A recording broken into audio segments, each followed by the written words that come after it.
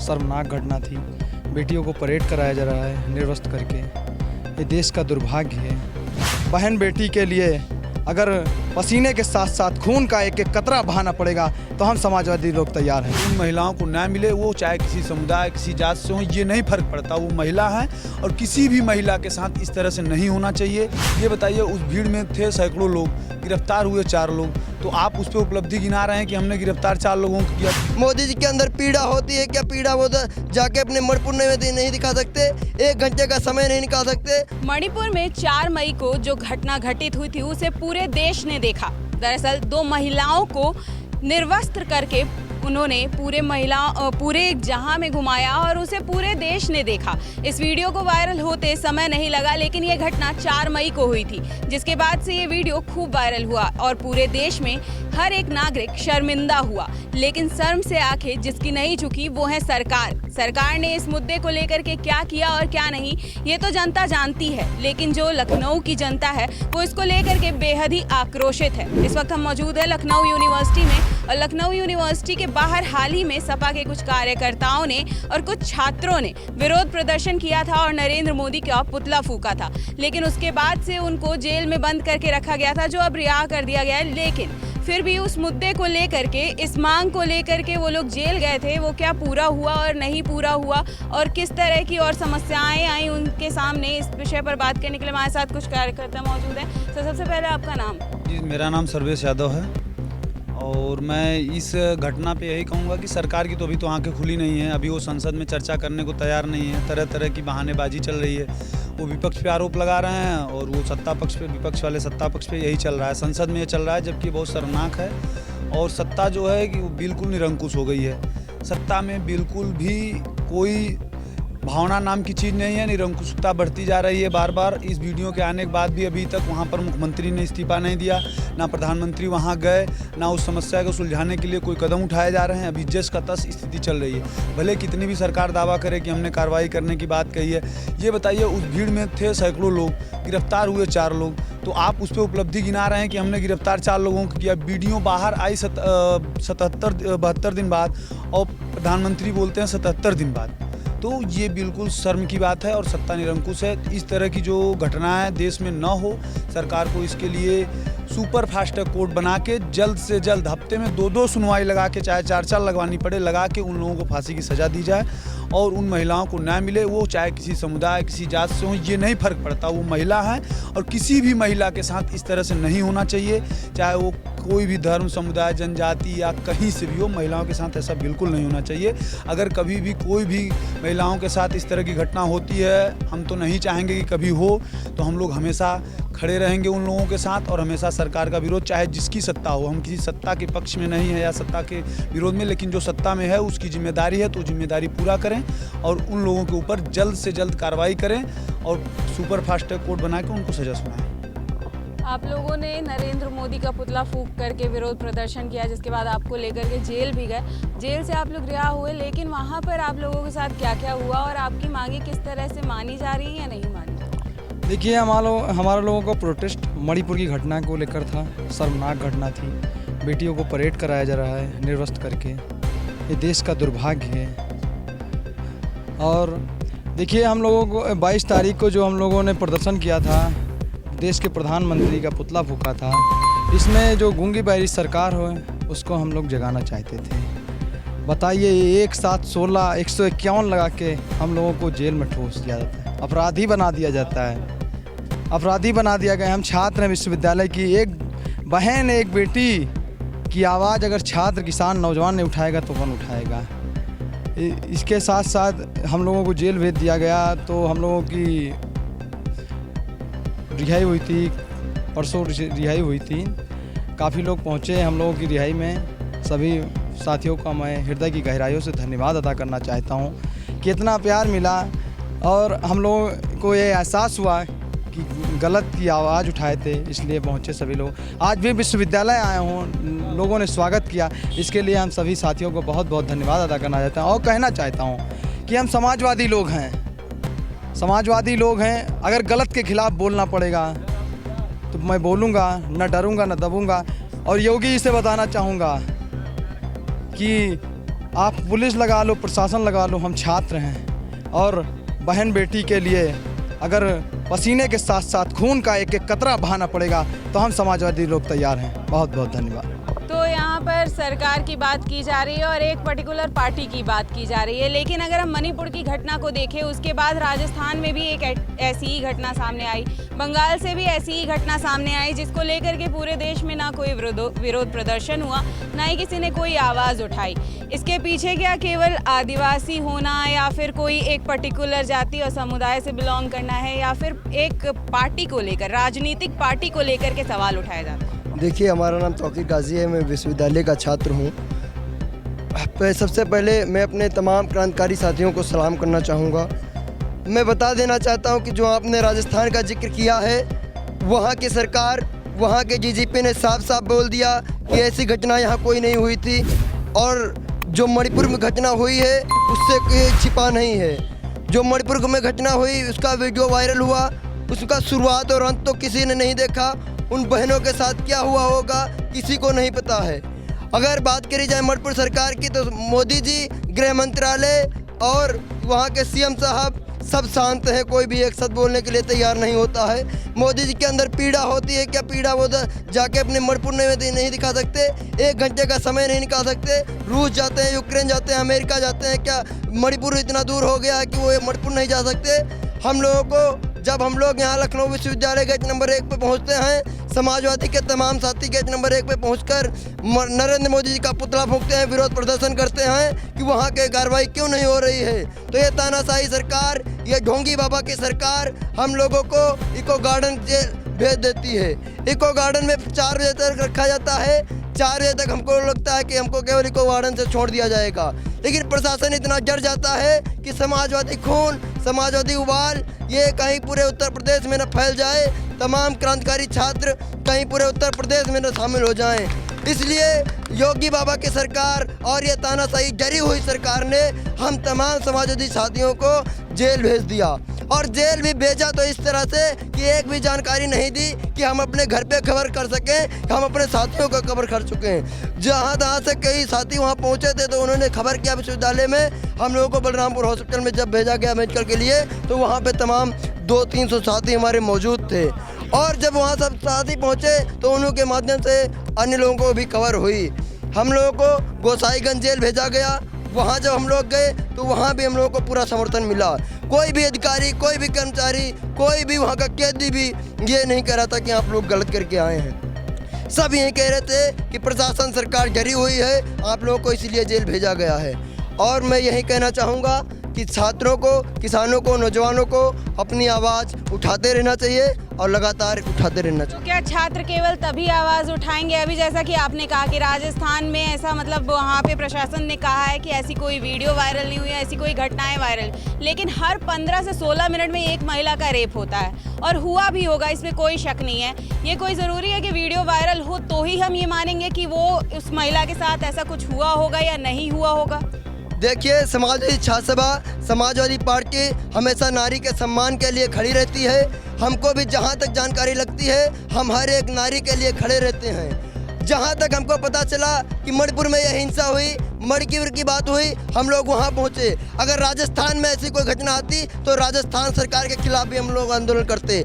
अगर यहाँ मध्य प्रदेश में ऐसी घटना आती है तो मध्य प्रदेश के सरकार के खिलाफ भी हम लोग प्रदर्शन करते हैं। अगर कोई भी घटना, कोई भी वीडियो, कोई भी हमारे तक आवाज़ पहुँचती है तो समाजवादी छात्र सभा, समाजवादी पार्टी हमेशा खड़ी रहेगी, नारियों के सम्मान में, छात्रों के सम्मान में, किसानों के सम्मान में और नौजवानों के सम्मान में। धन्यवाद। तो सरकार अगर बदल जाए तो ऐसी घटनाएं बदल जाएंगी और ये सारी चीज़ें बदल जाएंगी। देखिए, मैं हर सरकार, मणिपुर सरकार हो चाहे बीजेपी सरकार, चाहे केंद्र सरकार, मैं ये कहना चाहता हूँ सबसे पहले किसी भी ऐसी घटना को एक नारी से और एक इंसानियत से देखना चाहिए। ये नहीं कि मतलब वो आदिवासी है या वो जाति, कौन सी जाति है, नहीं, सबसे पहले इंसानियत। मैं विश्वविद्यालय का छात्र हूँ, मेरा नाम नवनीत यादव है और यहाँ भी मेरे विश्वविद्यालय में भी छात्राएँ पढ़ती हैं। मैं तो कहता हूँ देश के हर कोने से छात्राओं को विरोध करना चाहिए इस चीज़ का क्योंकि ये कोई एक ऐसा मुद्दा नहीं है कि इस पर राजनीति हो रही है, जैसे अभी सत्ता कह रही है कि विपक्ष वाली राजनीति कर रहा है। राजनीति वाली बात नहीं है, इंसानियत से देखिए, सबसे पहले इंसानियत से देखिए, कोई जातिवाद नहीं होना चाहिए। तो इंसानियत में ये है कि मैं चाहता हूँ कि देश की हर छात्रा को, हर क्या कहते हैं, नारी को इस चीज़ के लिए विरोध करना चाहिए। अपने घर में, रिक्शा में, जहाँ भी जा रहे हैं वहाँ पे बात करनी चाहिए। क्या यही अब देश में क्या यही देखने को बचा है? मतलब मैं खुद अपनी अगर पर्सनल बात बताऊँ तो मेरा ये था कि मुझसे वो वीडियो और फोटोज़ देखे नहीं जा रहे थे। मतलब खुद आप सोच, एक अगर दिमाग में भी आप क्या कहते हैं सीन बना के देखते हैं तो लगता है कि यार कितनी दर्दनाक घटना है, क्योंकि हर घर में बेटियाँ हैं, हर घर में बहनें हैं। तो ये मैं तो कहता हूँ कि कोई भी सरकार हो, संविधान वाले लोग हैं, लोकतंत्र वाले लोग हैं, तो ये ऐसी घटना आना, एक सरकार सिस्टम में है तो उसको नहीं देखना चाहिए। ये उस पर लीगल एक्शन लेना चाहिए, और ये लोग एक्शन लेने में बहुत पीछे रह रहे हैं। बस इसलिए हमने मोदी जी का पुतला फूंका था, और बाकी कोई हमने मोदी जी से हमारा कोई पर्सनल वो नहीं है कि मतलब इसलिए फूंक रहे हैं। लेकिन एक नारी सम्मान की बात आती है, और नारी हर जगह है। हमारी राष्ट्रपति जी हैं, वो भी एक नारी हैं। राष्ट्रपति को इस पर एक्शन, हमारी थाना हसनगंज की जो SHO हैं वो भी नारी हैं। यहाँ भी हर जगह, मतलब नारी कहाँ नहीं है। तो नारियों को साथ आना चाहिए, और सरकार को इस पर बात करनी चाहिए। हमारी सरकार तो महिला सशक्तिकरण की बात करती है, और वो कहते हैं कि मैंने महिला सशक्तिकरण पे काम किया है, रात में 12 बजे लड़कियां बाहर घूम सकती हैं। तो फिर ये क्यों हो रहा है? मैं ये सरकार से सवाल करना चाहता हूँ कि तो फिर ये क्यों हो रहा है? आपकी हर बात आप हर जगह नाकाम रह जाते हैं। आप 56 इंच का सीना बताते थे कि मैं ये कर दूंगा, मैं वो कर दूंगा, अब तब भी पीछे रह गए। अब कहते हैं ना कि अपने घर की आग बुझा नहीं पाए, दूसरों के घर की क्या आग बुझाओगे? कि मैंने रूस में ये किया, कि मेरा विदेश में जलवा है, कि मैं विश्वगुरु। मैं तो ऐसे विश्वगुरु को विश्वगुरु मानता ही नहीं हूँ जो अपने घर की आग नहीं बुझा पा रहे हो। अब मणिपुर में क्या हो रहा है, मणिपुर का माँ नाम पे नहीं ले रहे हो, वहाँ जाके देखना चाहिए आपको कि हो क्या रहा है। तो मैं यही कहना चाहता हूँ। सरकार से आप लोग क्या डिमांड कर रहे हैं? और एक तरफ जहां सरकार इतनी सारी चीज़ें करती है, वहीं इस घटना को लेकर के बेहद शांत है, और वो कह रही है कि वो अपने स्तर पर इसकी कार्रवाई कर रही है, लेकिन ऐसा कुछ होते हुए नज़र नहीं आ रहा। बिल्कुल, आप देख सकती हैं कि ये काफ़ी 2 महीने से ऊपर हो चुके हैं। अगर इनको कार्रवाई करनी रहती तो वहाँ पे चीफ मिनिस्टर जो हैं उनको इस्तीफा दे देना चाहिए था। वहाँ पे अभी तक राष्ट्रपति शासन लागू कर देना चाहिए था। वो भी छोड़िए, अगर नहीं कर पा रहे हैं तो ना करें। कम से कम हमारे देश के जो प्रधानमंत्री जो कहते हैं कि बेटी बचाओ बेटी पढ़ाओ का नारा देते हैं, वो गलती से कभी कभी कह देते पढ़ाओ, तो वो चीज़ को मैं नहीं मानता हूँ। हाँ, लेकिन जब कहते हैं कि बेटी बचाओ बेटी पढ़ाओ, तो बेटी के जब इज्जत नीलाम हो रही है तो वहाँ पे कम से कम जा करके उनका दुख दर्द समझना चाहिए कि आखिर ऐसा हुआ क्यों।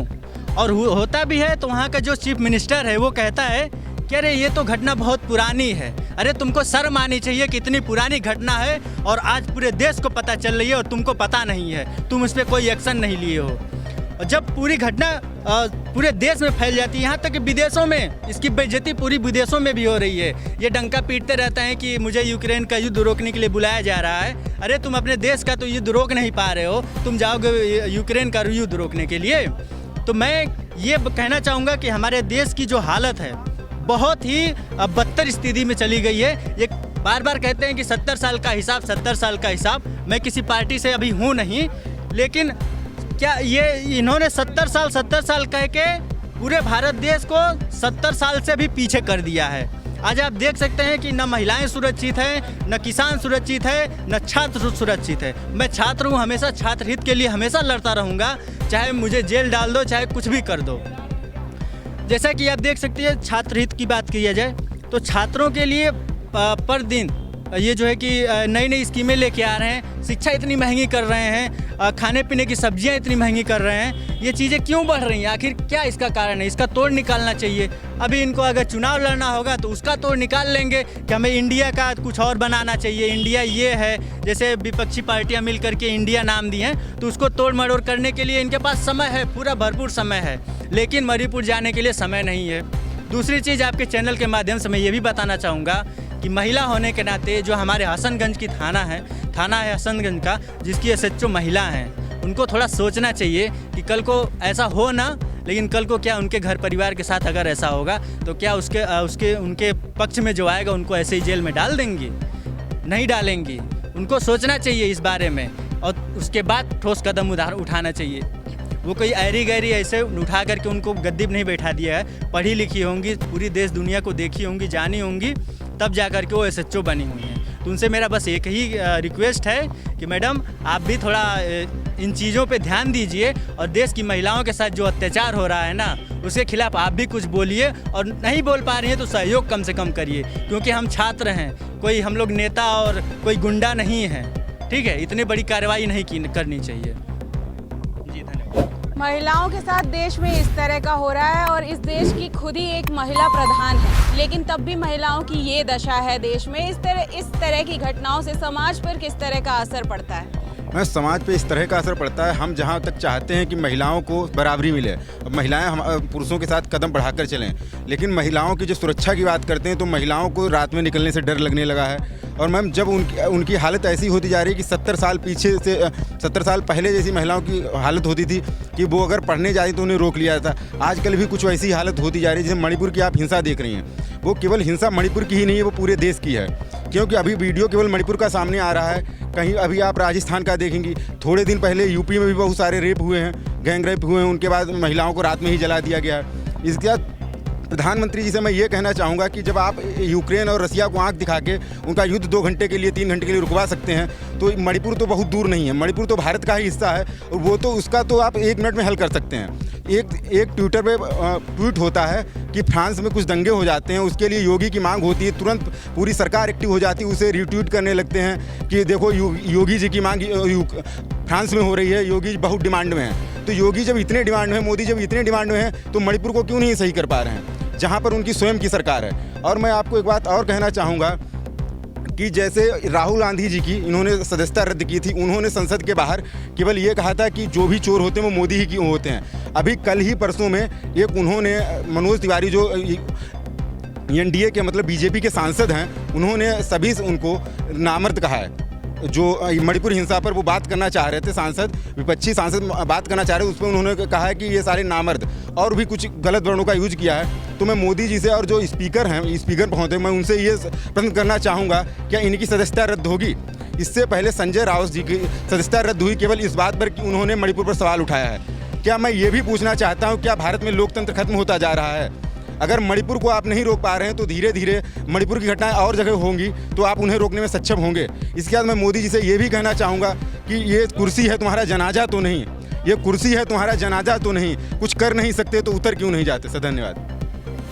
तो आपकी क्या सरकार से डिमांड है? और जहां मैं खुद एक महिला हूं, महिलाओं की अगर बात करें तो इस घटना को लेकर के महिलाओं को ज़्यादा आगे आना चाहिए और इसका विरोध करना चाहिए, सरकार से सुरक्षा की डिमांड करनी चाहिए। लेकिन आप लोगों के साथ कितनी महिलाएं आई थी और आप लोगों से कितनी खुल के बात की? मेरा नाम वरुण कुमार है, मैं लखनऊ विश्वविद्यालय का छात्र हूँ। जहाँ तक रही मणिपुर घटना की बात, और जो भी हमारे सीनियर्स बड़े भैया लोग और जो भी हमारे सहपाठी लोग इस घटना को लेकर मोदी जी का पुतला फूके थे, तो वो उनको जेल भेज दिया गया। जिस तरह से तानाशाही रवैया की तरह से सरकार की ओर से भेजा गया।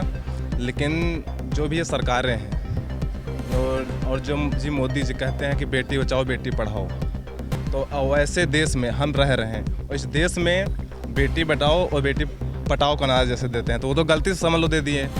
इस बात तो हम तो नहीं मानते हैं, लेकिन आप उनको देखना चाहिए कि जहाँ पे मणिपुर जैसी घटनाएं हो रही हैं, वहाँ पे महिलाओं का कैसा व्यवहार उनके साथ हो रहा है। तो उन पे मोदी जी का उनके मुंह से कुछ थोड़ा सा भी सिर्फ कुछ सेकंडों का चंद सेकंड पे बोल देते हैं और आके सिर्फ थोड़ा सा रो देते हैं, पर क्या रोने से हर चीज़ हल हो जाएंगी? आज इन सरकारों को ये सोचना चाहिए और बेटियों को बचाना चाहिए। और आज जितने भी, मैं कहना चाहूँगा कि जितने भी हमारे साथी या हमारे बड़े भैया लोग जेल गए थे, मैं उनके साथ हमेशा ही खड़ा रहूँगा। आप लोग सरकार से मतलब इतनी डिमांड कर रहे हैं, जेल भी गए, जेल जाने के बाद क्या क्या हुआ ये भी बताया, लेकिन असल में सरकार इस मुद्दे को देख रही है या नहीं देख रही है? और सरकार को मणिपुर को लेकर के क्या कदम उठाने चाहिए? मणिपुर को कदम ये उठाने चाहिए कि वहाँ पे राष्ट्रपति शासन लगा देना चाहिए। वहाँ के प्रधानमंत्री जो मुख्यमंत्री हैं उनसे इस्तीफा ले लेना चाहिए, क्योंकि जो शासन व्यवस्था होती है वो मुख्यमंत्री के अंडर में होती है। सारी शासन व्यवस्था जहाँ की भी होती है, देश की शासन व्यवस्था प्रधानमंत्री के हाथ में होती है, प्रदेश की शासन व्यवस्था होती है वो मुख्यमंत्री के हाथ में होती है। तो अगर मुख्यमंत्री जी कुछ नहीं करने में सक्षम है वहाँ पे, तो वहाँ की शासन व्यवस्था को रद्द कर दीजिए, वहाँ पे राज्यपाल शासन लगा दीजिए, उसके राष्ट्रपति शासन लगा दीजिए। 6 महीने 1 साल ये समय होता है, समय के हिसाब वहाँ से बढ़ाते जाइए, और नहीं हो रहा उसे यूटी बना दीजिए। वहाँ पे तो डायरेक्ट राष्ट्रपति का शासन रहेगा। और इसके साथ ही मैं आपको एक बात और कहना चाहूँगा, मोदी जी ने जिसे अपना अपना कहा है उसे ज़रूर बढ़ा दिया है। कि इससे पहले आपने खिलाड़ियों को अपने पास बुला के कहते थे कि ये साक्षी बेटी तो हमारे घर की ही हैं, और साक्षी बेटी को रोड पे ले आया, रोड पे लाठियाँ मार मार के उन्हें भगा दिया। उससे पहले कहा कि मैं देश नहीं बिकने दूंगा, धीरे धीरे रेल बेच दिया और हवाई जहाज़ सब कुछ बेच ही दिया, धीरे धीरे शिक्षा बेच दी। जिस चीज़ को ये छू लेते हैं वो लोग पहले कहते थे कि ये पहले कुछ प्रधानमंत्री थे वो कह लेते जिसे छू लेते हैं वो सोना हो जाता है, और ये जिसे छू लेते हैं वो बेच देते हैं। संसद में गए, संसद को ही नीलाम कर दिया एक तरीके से। संसद में कोई काम, अब संसद में कोई वो तो रखते नहीं है कि अध्यादेश ले आएँ या कुछ भी कर लें। रात में बैठते हैं, नींद में कोई कुछ भी आया इनके कि चलो 2000 के नोट शुरू करते हैं, चलो सुबह 2000 के नोट शुरू। एक दिन दिमाग में आता है चलो 2000 के नोट बंद कर देते हैं, 2000 के नोट बंद कर दिए, चलो कोई बात नहीं। उनका अडानी भाई का थोड़ा सौदा स्लो चल रहा है, धंधा मुद्दा चल रहा है, चलो रेल उन्हें दे देते हैं, पोर्ट उन्हें दे देते हैं। और वहीं पे हम देखते हैं कि अगर कुछ भी ज़रा सा कुछ होता है कि शाहरुख खान के बेटे की जेब में ज़रा सी पुड़िया मिल जाती है या नहीं भी मिलती है तो उसे इतना बड़ा मुद्दा बना दिया जाता है। बीजेपी के विधायक के बेटे अगर पाँच फार्मर्स को, 5 किसानों को रौंद देते हैं तो उस पर बता दिया था कि किसान वहाँ पे भड़का रहे थे लोगों को, इसीलिए उसने दबा दिया। मतलब अगर आप क्राइम भी कर रहे हैं तो भी उसे अपना आप डिफाइन कर लें कि क्राइम को हीरो की तरह वहाँ पे प्रूव कर दे रहे हैं कि ये किया तो अच्छा किया। और आप जो बहुत सी चीज़ें देख रहे हैं कि वहीं पे 20,000 करोड़ की अडानी के पोर्ट पे ड्रग्स मिले थे, और वहीं पे शाहरुख खान के बेटे की जेब में 20 ग्राम की शायद पुड़िया मिली थी या नहीं मिली थी। अब देख लें कि एक अगर प्रधानमंत्री किसी अपने एक साथी को बचाने के लिए इस हद तक गिर जाता है कि वो कहीं देख ही नहीं रहा है। उसके पहले हिंडनबर्ग की रिपोर्ट आती है, आप कह देते हैं हिंडनबर्ग की रिपोर्ट झूठी है। आप कौन से कहाँ पल रहे हैं? जैसे आप क्या सोचते हैं क्या है? आपकी समझ में कुछ नहीं आ रहा है कि क्या चल रहा है देश में। आप एक रिपोर्ट छाप दे रहे हैं कि 13.5 करोड़ लोग गरीबी रेखा से ऊपर आ गए। कैसे आ गए? एक आपकी अभी एक विदेशी कोई रिपोर्ट आ रही थी, उसमें आपके 80 करोड़ लोग गरीबी रेखा से नीचे चले गए। आप 13 करोड़ लोग एकदम ऊपर कैसे ले आ रहे हैं? अपलिफ्टमेंट किस तरीके से कर रहे हैं? यहाँ तो लोकतंत्र की व्यवस्था है, लोकतंत्र में तो धीरे धीरे व्यवस्थाएँ ऊपर होती हैं।